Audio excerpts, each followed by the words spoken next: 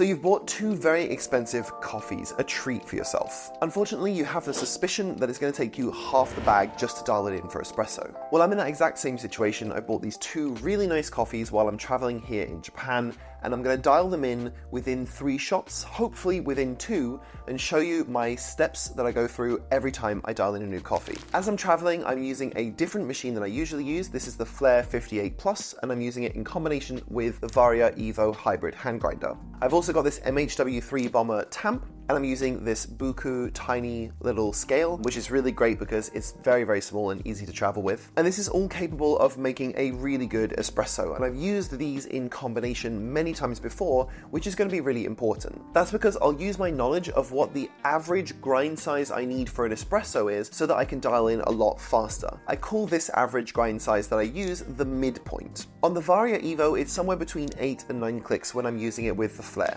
So the first coffee is this beautiful Ethiopian bean from Lilo Coffee Roasters in Osaka.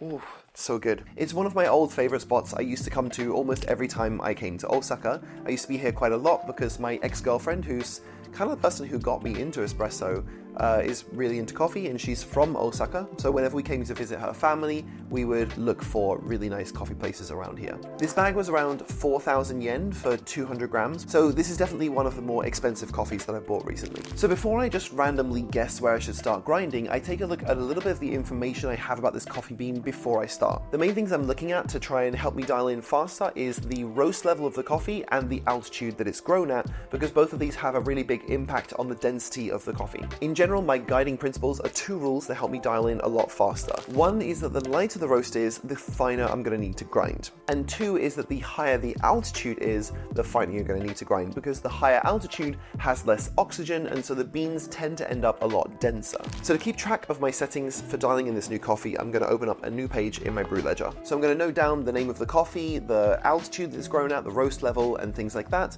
before I start playing around with my grind and dose settings. So the altitude listed on this bean is around 2150 to 2350 meters above sea level, which is one of the highest I've ever seen on a coffee like this. So my prediction is that it's going to need to be ground a lot finer than I usually do for espresso. I'm not going to go too fine at the beginning because there's a chance that nothing will come out, and then I won't really get any information that I need to adjust the grind for the next shot. So we're not looking to get there in the first shot, which is very unlikely anyway. What we want to do is get there on the second shot. So I'm going to try grinding on setting 5, which is a little bit below my usual midpoint, but hopefully not so low that we get nothing coming out.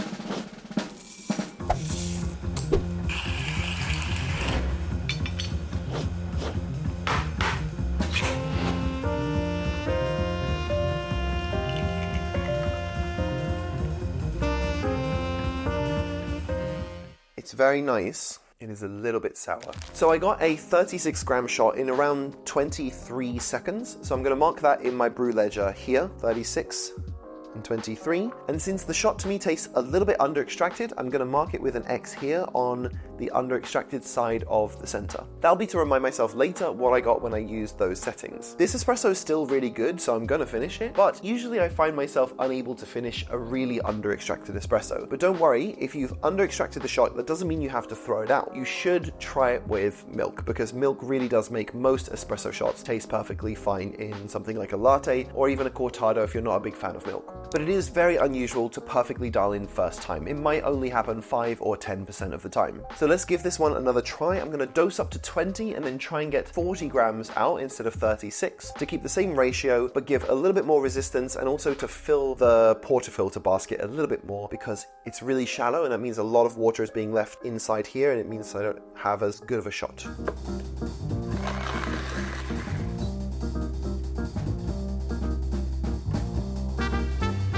Wow, that is so good. It has a great, berry, almost like blackberry compote flavor, like this juiciness that's just really absolutely amazing. It's rich, syrupy, and it's sweet. It's got a kind of cleanness to it, but not sharp, not overly acidic. It's really, really good. I don't always do this, but with the better coffees, I like to write in my tasting notes over here. So I'm going to put blackberry compote and like a honey-like syrupiness that's really delicious. And I'm going to put a star on the side here to show that it is dialed in. And we got there in just 2 shots. So this next coffee is a Takangu washed process from Kenya. It's about 150 grams, and that was 3,200 yen. So again, I'll start a new page in the Brew Ledger and note down the important details about this coffee before I try and pull a shot. But then what do you do if you don't know the altitude? Fried Hats doesn't have the information on their website, and it's not printed anywhere on the bag. This is quite common even in specialty coffee, and they might not give you the altitude or the variety or the processing methods of different coffees. But that doesn't mean that we can't learn something from looking at the coffee beans or looking at the information that will help us to dial in a lot faster. I can also take a look at the size of the coffee beans in the bag. These beans are nowhere near as small as the Ethiopian, so I'm probably going to go a little bit coarser with these ones. I think they'll be okay. So I'm going to take a note of the roast date, because if you have a coffee that's, let's say, 4 weeks off the roast date, it's going to need to grind just a tiny bit finer than it would be for the same coffee that's 10 days off the roast date. This one was roasted on the 16th of September, so that's about 8 days off the roast date, which is kind of ideal sort of freshness for the starting point of an espresso. You don't really want to be using coffee that's any fresher than that. I'm going to start this one off at 18 grams, a standard sort of espresso shot, and on a 7 on the Varia, because it's a little bit of a bigger bean than the Ethiopian, and it's around the same lightness. It's quite a light roast, maybe a little bit darker than that one. So I reckon 1 or 2 steps coarser is going to be just about the right thing to start off on.